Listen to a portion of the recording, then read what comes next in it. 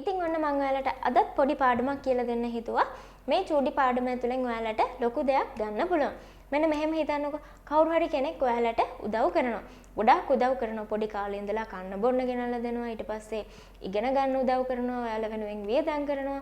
ගොඩක් දේවල් කරලා ඔන්න මහන්සි වෙලා කවදා හරි තැනකට ගන්නවා.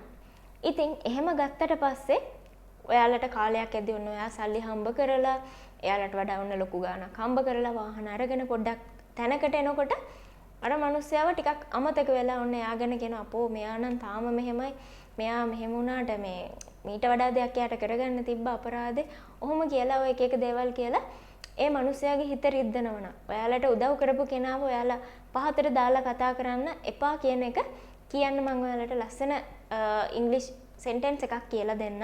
ඉතින් මේකෙන් කියන්නේ ඔයාලට කෙනෙක් උදව් කරා නම් ඔයාලා වෙනුවෙන් දෙයක් කරපු කෙනෙක් ඉන්නවා නම් ඒ කරපු කෙනාට කවදාවත් එයාගේ හිත රිදෙන දුක හිතෙන එයාලට හිරිහැරයක් වෙන කිසිම දෙයක් කරන්න එපා කියන එක තමයි මම මේ ලස්සනට ඉංග්‍රීසි වලින් කියලා දෙන්න යන්නේ.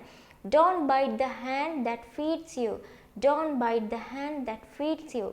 කියන්නේ ඔයාලට උදව් කරපු කෙනාට අපහු අනිත් පැත්තට එක එක දේවල් කරන්න එපා කියන එක. සිංහලෙන් නම් කියනවා නම් කන්න දීපු අත හපා කන්න එපා.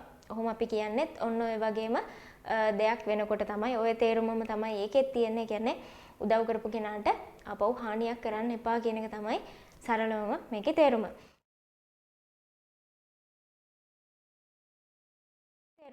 ඉතින් මම හිතනවා මේක ඔයාලට තේරෙන්නේ නැති කියලා අවශ්‍ය වෙලාවට ඔය වගේ දේවල් පාවිච්චි කරන්න. ඉතින් එහෙනම් ඔය වගේම තවත් අලුත් පාඩමකින් අපි ලබන සතිය හම්බ වෙමු. ඒ හම්බ වෙනකන් ඔයාලා හැමෝටම සුබ දවසක්.